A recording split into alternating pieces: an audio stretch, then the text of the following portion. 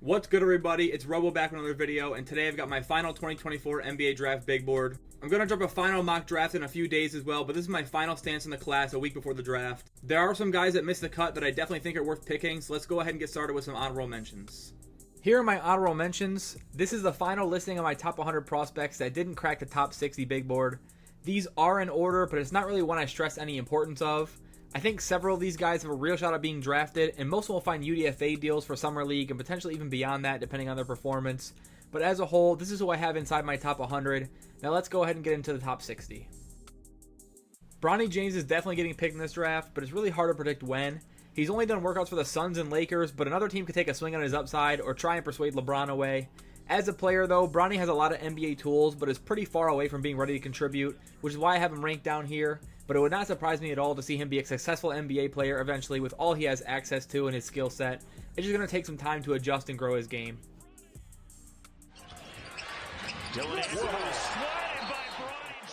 Judah Mintz was one of my favorite guys in this class early on, as I ranked him as a potential first rounder last July. And honestly, he had a pretty strong season, averaging 19 points a game as well as 2 steals a night. He's got elite athleticism, but the efficiency was an issue and caused his stock to really slip down and made him a contender to return to school.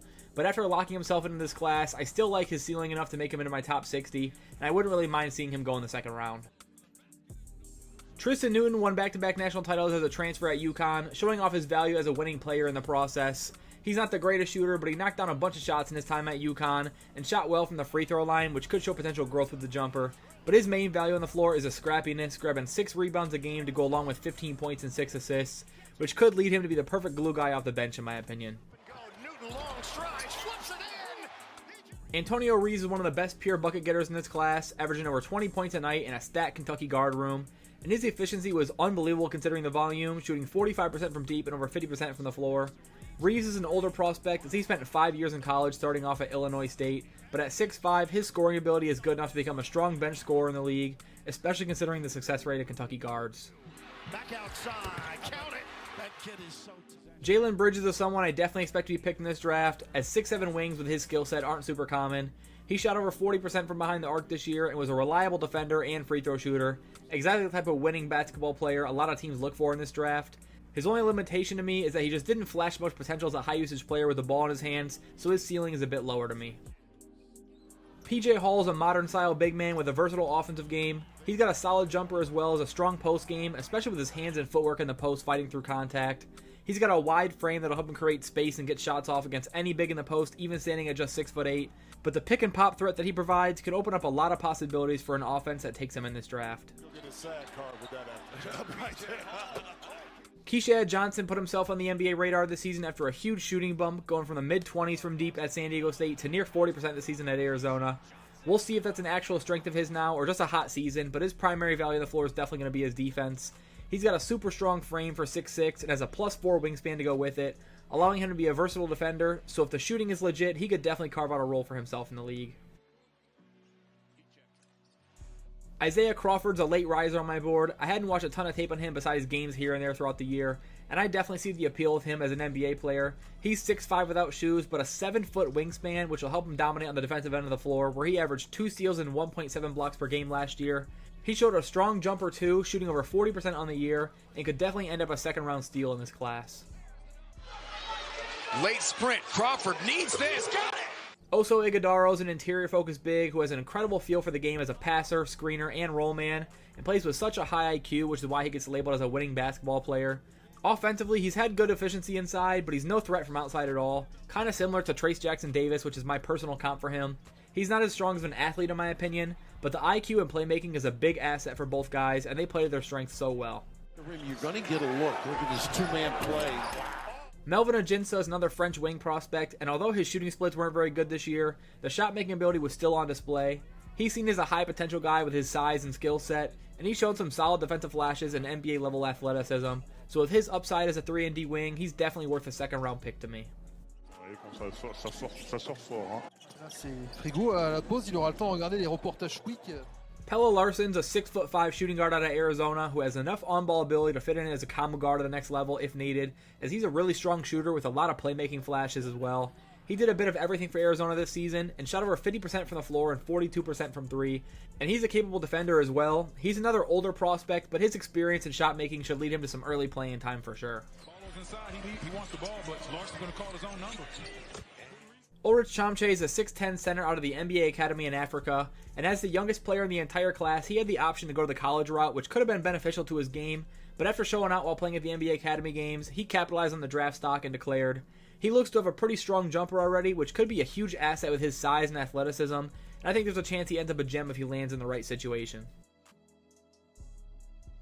By the numbers, you wouldn't expect A.J. Johnson to be high on NBA draft boards right now, but a lot of scouts really like his upside. He's lanky and super athletic with quick bursts and a strong handle to create open looks, but just really lacked efficiency and has a lot to learn before he can be an impact guy, which isn't a huge shock considering his age and skipping college for a year of the NBL.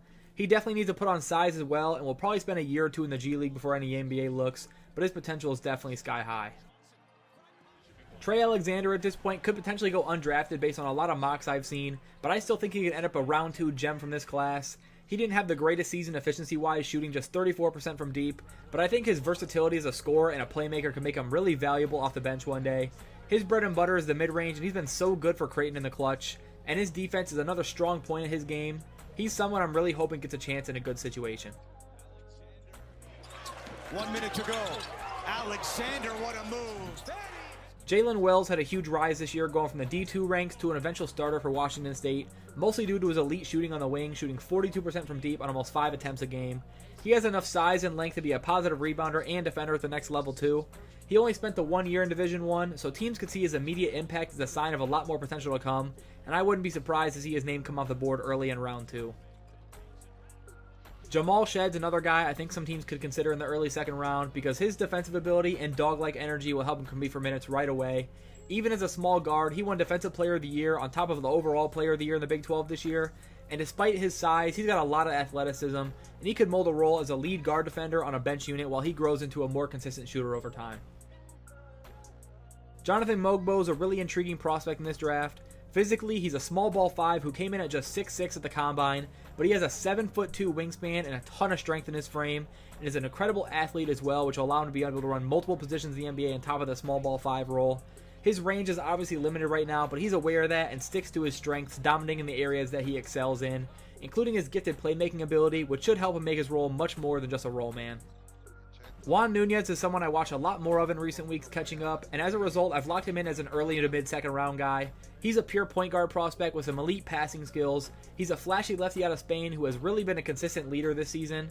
I think the free throw percentage is a definite concern in terms of his jumper long term, but his defensive instincts and elite passing flashes are so strong, I definitely can see him being picked early in round 2. Justin Edwards is someone I thought would benefit from staying in school another year, but ultimately he decided to enter the draft, which was probably always the plan considering he was ranked as a top 5 prospect in this draft at the beginning of the year. But after a rough start to the year where he couldn't get involved much at Kentucky, and his weaknesses really stood out, he slid down into round 2. He did have a couple breakout nights though, and he has the shooting upside to make a team really happy they took the chance on him. Drives a lot of attention towards him. Edwards Sixth man of the year. Cross-court pass. Edwards a 3. Harrison Ingram blew up this year after a great season on both ends, especially in a shooting sense as he knocked down threes at a high level, especially late in the year throughout the tournament. He's another high IQ, defensive-minded forward who ran the 4 for UNC, but is much better off as a 3 in the NBA because of his size. But at 6'5", the shooting coming along is huge for his future outlook. As paired with the defensive instincts and high motor, he'll be hard to keep off the floor if he's a capable offensive player. Ingram spins, working on Nelson. Adem Bona has moved up a bit on my final board, mostly because of the measurables. He's only 6'8" as a true center, but he was the Defensive Player of the Year in the Pac-12 this season thanks to a ridiculous 7'4" wingspan.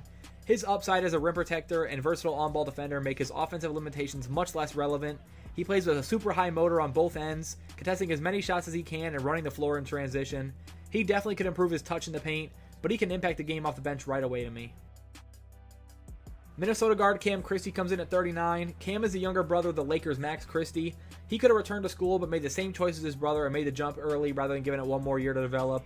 I think staying would have helped his game out quite a bit, but someone's going to bite on his potential as a scorer. He's got a lot of offensive tools and great size for a 2-guard in the league, especially still only being 18 right now, making him really attractive to a lot of front offices, especially in round 2. At Penn State. Christie breaking it. AJ Mitchell is definitely someone I'm excited to see where he lands in this draft. He's a point guard prospect with decent size at 6'3" and is an excellent shooter off the dribble, and he found a lot of success as a driver this season, drawing fouls at a high rate and taking on super high usage rates. He didn't have a ton of three-point volume, but I'm confident in his jumper, and he had a ton of shot volume overall, and I think his playmaking ability gets overshadowed because of his role as a scorer, which is another reason why I think he's capable of playing in the NBA. Another international guy in this class is Bobby Klintman out of Sweden. He's been all over boards for years now through his time at Wake Forest and now in the NBL. He's still a raw prospect overall, but this is the right time to declare to me. He's got a lot of upside as a versatile forward. He's got good length and has shown some strong slashing ability and will still grow into his frame a bit more. He's also got a solid feel for his jumper, which is pretty fluid. He just needs some time to find more consistency and get more comfortable on the floor, especially offensively. Down on the defensive end, which has worked well for them in that first quarter. Serbian wing Nikola Jurisic is a guy who could easily go in the top 25 in this draft after a huge late season surge, but I'm personally not quite there yet with him. The early efficiency wasn't great, but he does have a lot of tools offensively and has really come on late, boosting those numbers. He showed a lot of potential at the combine, playing really well in the 5v5 games. Again, I still believe he's an early second round prospect, but I think he gets serious consideration for a first round selection.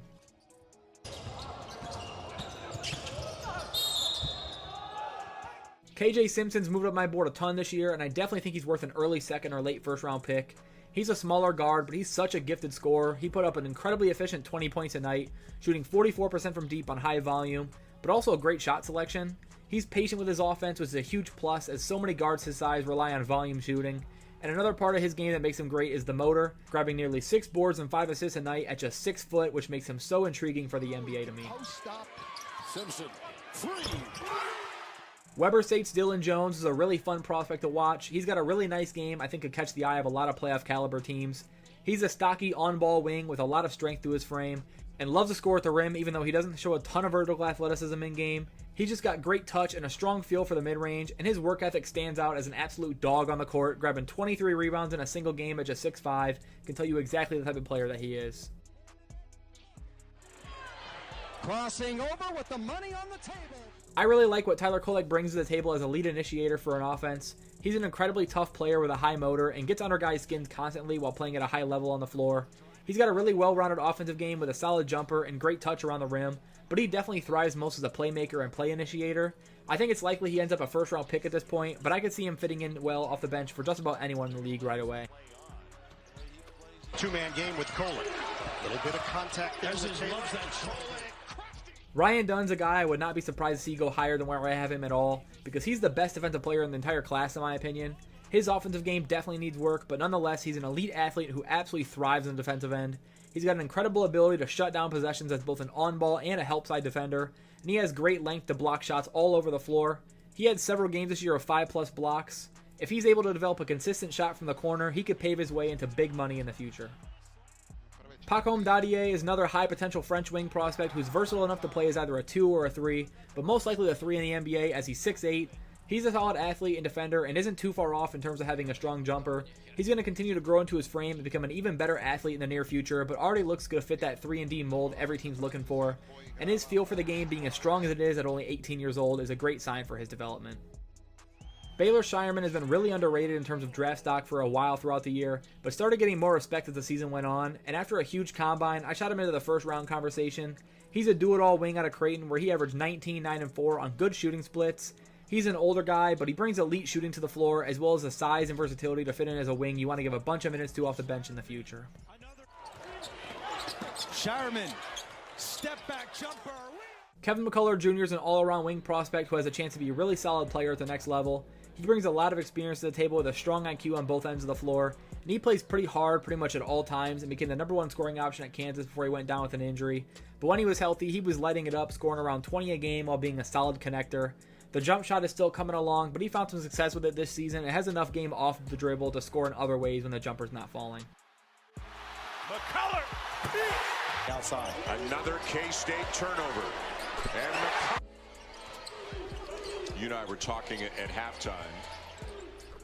Johnny Furphy's an Australian-born wing prospect out of Kansas, and what makes him worth a first-round pick is his elite shooting at 6'8", but on top of that, it's his ability to relocate and get to his spots off the ball and just be in the right place at the right time. He's got a great feel for the game and can even pull up off the dribble when he's feeling it. Defensively, he's shown solid instincts and uses his length well, but he could obviously grow in that area as he becomes more athletic. and eventually could improve his ability as a ball handler to round out his offensive game. He's only 19 right now, so plenty of time for growth, but his jumper alone should help him succeed in the NBA. Burned there.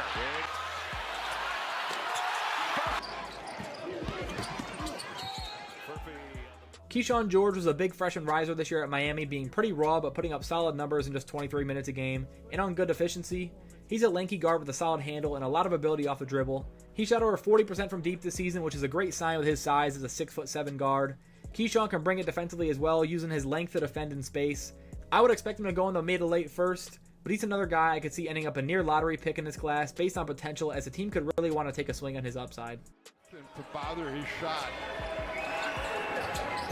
Dropped those 33 so much so that they put size on him this game. George will fire 9. Terrence Shannon Jr.'s off-court issues have officially been resolved, and I'm moving him back into my first-round range of prospects.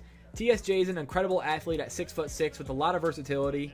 He's a really strong ISO and transition scorer and just dominated the end of the year for Illinois, dropping 30+ left and right in the Big Ten and NCAA tournaments. His catch and shoot numbers were pretty solid overall, and he's a gifted attacker, so when the jumper's falling as well as it can at times, there's not much teams could do to limit him. The downside with Shannon is that he's a bit older, but I think that experience and athletic ability will help him impact a playoff-level team right away. Outlet comes now to Shannon. Look at him fly. Jalen Tyson had a huge season this year at Cal, scoring nearly 20 points a game while being a do-it-all type of guy.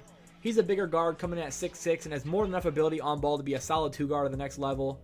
The jumper is there, and he's a big-time athlete as he showed all year going downhill or in transition. And he showed some quality playmaking ability, becoming a more versatile player, which could really help him become a mid-first round pick. A well-rounded guard like him could be really impactful off the bench in the early stages, so I think several contenders would be interested in taking him. And Dante had it ripped by Tyson. Yves Missi is someone I really wouldn't be surprised to see go in or near the lottery. He's a raw offensive talent, but an absolute monster in the paint at 6'11", 230. And with his defensive upside, he draws a lot of Clint Capella comparisons, and for good reason, as he's been such a reliable screener and roll man, and is so fun to watch going downhill. Similar to Capella, he has the athleticism and catch radius to catch lobs off the pick and roll, and he works super hard on the floor to use his strength to his advantage. He doesn't have a jumper to this point and definitely lacks touch in the post, but if he works on developing that touch and expanding his post game, he has a chance to be a strong defensive anchor in the NBA. Tyler Smith is another one of my guys in this draft class, going back to his overtime elite days. I've had him as a first-round prospect for over a year now, and since then, he really proved himself playing for the G League Ignite team, putting his draft stock in the first round heading into the draft. He's mainly known as a stretch big, but physically, Smith is 6'9" and has a really strong frame, and with that size, he can get pretty crafty as a lefty, complementing his jumper and athleticism with the ability to put the ball on the floor and attack closeouts. Defensively, he can block shots using that athleticism, but he isn't close to being a strong defender at the next level, so he fits best for now as a stretch 4 next to an anchor 5. Has 22. Zach Edey comes in at 22 for me, and I don't really mind others who have him much higher, as Edey's a special type of prospect at a legit 7'4", 300 pounds. He's developed enough mobility to fit the NBA game, unlike some other big-time college players in the past, and I think his touch and feel for the game will allow him to hold his own on both ends of the floor. I still like the Ivica Zubac comparison, just obviously even bigger. I've seen Jonas Valanciunas as well, which would be a nice outcome, but anyone who doesn't believe in Edey as an NBA player is mostly based off the archetype. He had a great game going up against Klingon, and back-to-back National Player of the Year award shouldn't be brushed aside. I think there's several teams who will consider taking him in the top 20. Kyle Filipowski is a 6'11" stretch big who has a really strong floor mobility for his size and is an above-average ball handler for his position. He showed some more playmaking ability out of the post this season and improved on the defensive end a bit, which was easily his biggest question mark when he considered entering last year's draft. He had better numbers in terms of defending the rim, but he still struggled when matched up against guys with bigger frames and dominant post games. That'll still be a weakness of his for some time, but regardless, I think his offensive game is good enough to play in the league, hopefully along with a defensive-minded front court partner. To the jumper. Represented the play a little bit. Filipowski against Francis. Uses the body. Tristan da Silva's gotten a lot of buzz as a potential lottery pick, mostly due to his game being so NBA ready. At 6'9", he's an experienced forward with a really smooth offensive game, mainly with his footwork and on-ball ability, but he's also a super strong spot-up option for an offense as he shot around 40% from deep this year. He's flirted with the draft process in the past and has gotten some interest from scouts, but he continued improving his game in college, which has done a lot for him. I think in this class it's pretty likely he gets taken near the lottery, and he'll bring a strong efficiency in winning basketball to whoever takes him. But there's no way how can guard Da Silva off the dribble. Look at Da Silva! It's congested in there. Da Silva 3. I decided to give Deron Holmes a much-deserved bump into the teens on my board. He's been one of my favorite players in this class because he's such a strong athlete with so much versatility as a big man. He'll mostly play in the middle of the floor because of his power and strength as a roll man, but he also has a really nice jumper and a decent handle to complement his game. Defensively, he's a strong paint defender with both blocking and affecting shots at the rim. At Dayton this year, he won A10 Defensive Player of the Year on top of the overall A10 Conference Player of the Year award. I definitely think his versatility and experience are going to make him a for sure first rounder. Bub Carrington had a really quick rise onto the draft board this year, showing a well-rounded game at such a young age, but obviously he struggled here and there with the efficiency as a freshman, which can be pretty normal, especially at 18. But with his skill set at 6'4", I think he really made the right choice to enter this draft.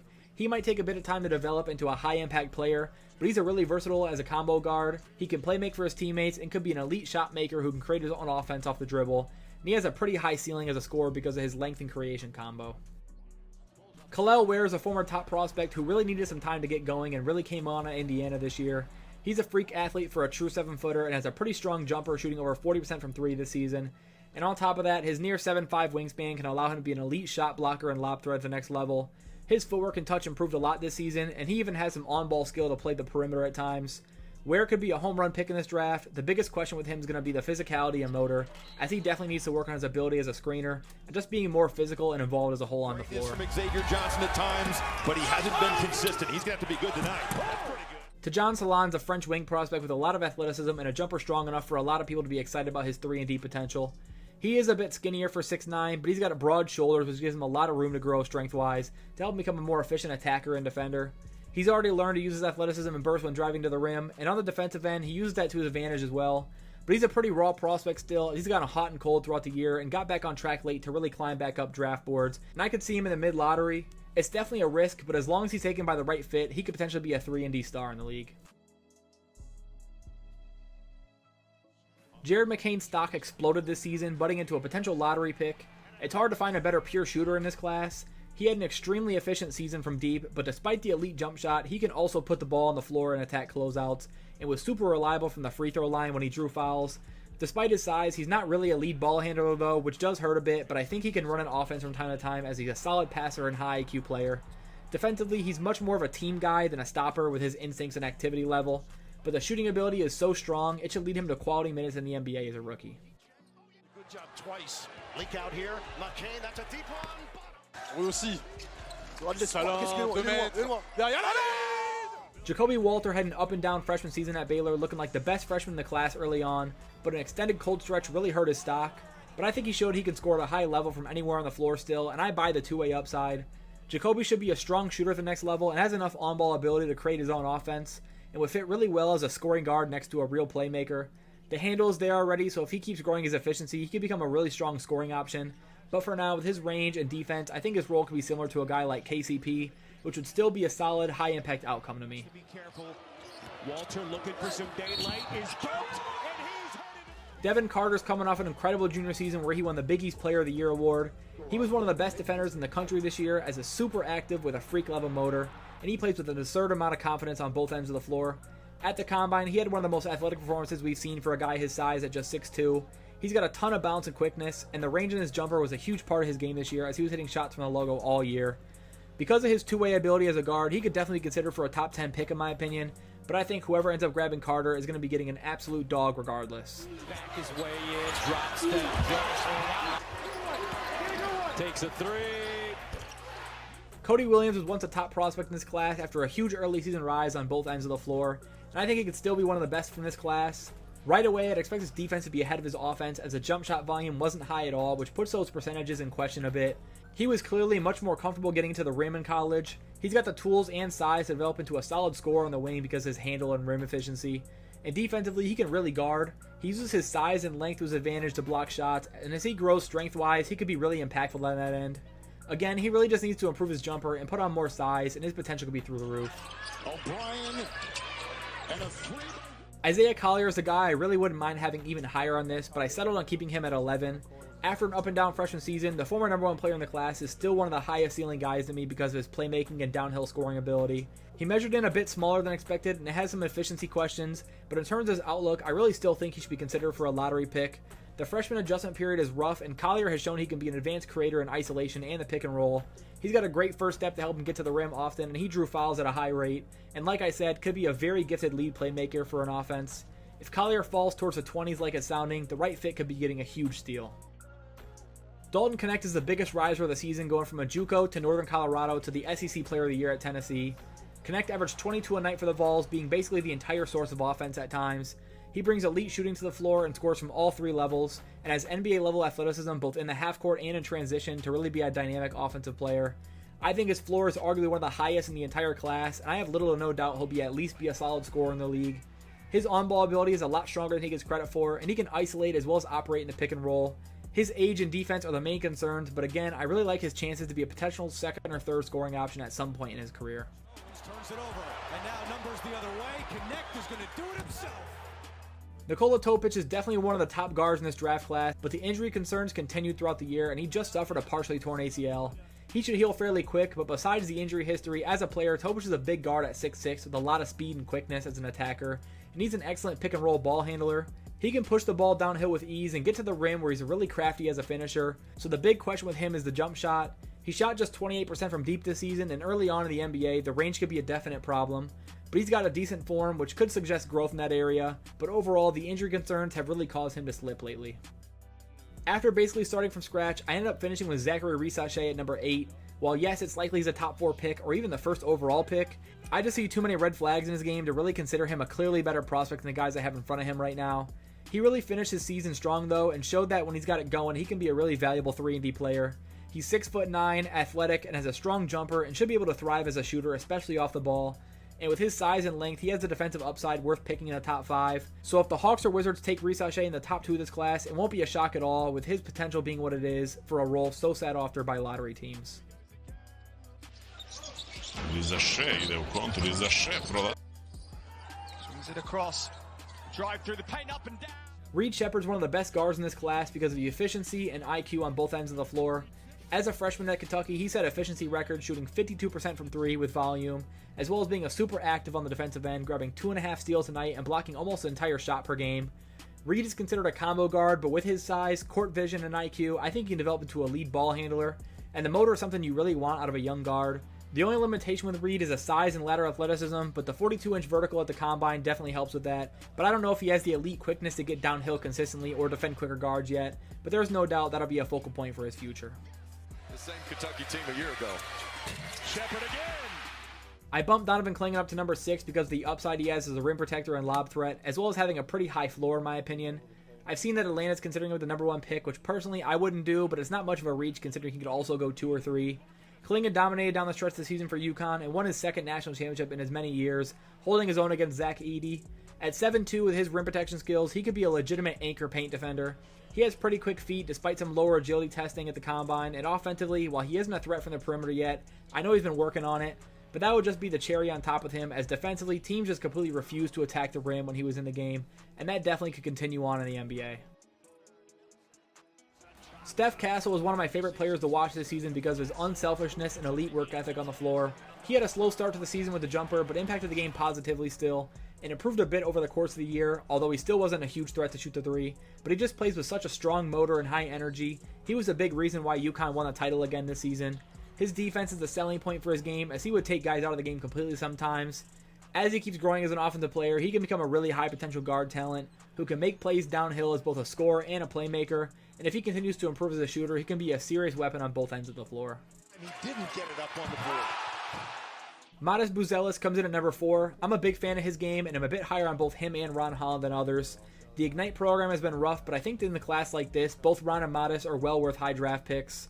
Modest's game is really strong, especially offensively. A lot of people put the Franz Wagner label on it, which makes some sense, but I think he's got much more athleticism and not as much playmaking and defensive ability right now.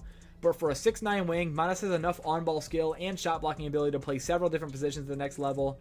And although his shooting splits weren't great this year, they've been better in the past, and I'm a believer in his jumper long term, as he should have a much easier time playing a more off-ball role in the NBA. Allows other guys to step up and develop. Here's Buzelis. It's about the feel of the shoe, you know, just sometimes, Rob Dillingham is up to number 3 for me. Yes, he's a smaller guard and the wingspan isn't great, but he's a point guard, and to me, the best offensive prospect in the entire class. He's not only the best ball handler, but a top 5 shooter in the class as well, which made him so fun to watch this season, playing big minutes off the bench and winning SEC 6th Man of the Year. Rob is an incredibly skilled scorer who can pull up from anywhere in the half court at any time. He plays at a blazing pace at times, using his quickness to go coast to coast in a blur, but can get buckets in a set offense as well. He's compared to Emmanuel Quickley and Tyrese Maxey as a prospect, and I think that's pretty spot on. The craftiness and athleticism just can't be taught, and despite his size, he can really finish at the rim. He just needs to put on more size and get stronger for the NBA. doesn't have to be in a hurry. Gets downhill, hangs. Oh, what a finish! Ron Holland's my number 2 prospect because I genuinely think he has top 3 upside in this entire class. The reports of a fall out of the lottery aren't really shocking to me, but remind me of the Cam Whitmore situation last year. I think teams are really afraid of wings that aren't great shooters no matter the age, but I can't ignore his defensive ability and athleticism at 18. To me, the right situation allowing him time to develop his offensive game can make him maybe the best player from this class a few years from now. Going into the year, we knew Ron was a raw prospect, so his effectiveness as a slasher and defender really stands out, and 21 points a game against grown men without a strong jumper is enough for me to feel comfortable having him here. As he gets older, the jumper could start to click, making him a potential star. Team on Holland, his pass is stolen by Hinton. Hinton goes up. Ron Holland, look out! Alex Sarr has been my number 1 prospect in the class for a long time, and it'll stay that way. He played just 17 minutes a night in the NBL, but is one of the best defensive prospects in the class and has some unicorn potential in his game, having the mobility to guard on the perimeter as well as his shot blocking ability in the paint, and of course some upside with the jumper and skill on the offensive end. I would agree that his best comp would be a Jaren Jackson Jr. or a bigger Jonathan Isaac, as long as the jumper continues to improve, which it should considering where he stands right now in that sense. In this class as a whole, I think Sarr definitely has the best chance to be a star in the league. McBride continuing to be aggressive.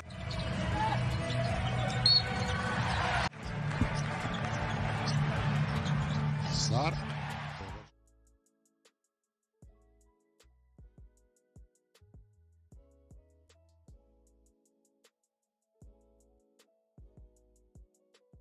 That's it for my final 2024 NBA Draft Big Board. Let me know your thoughts down in the comments below and who you want to see your team pick this year. As always, thanks for watching. Leave a like and subscribe if you haven't already, and I'll see you guys in the next one. Peace.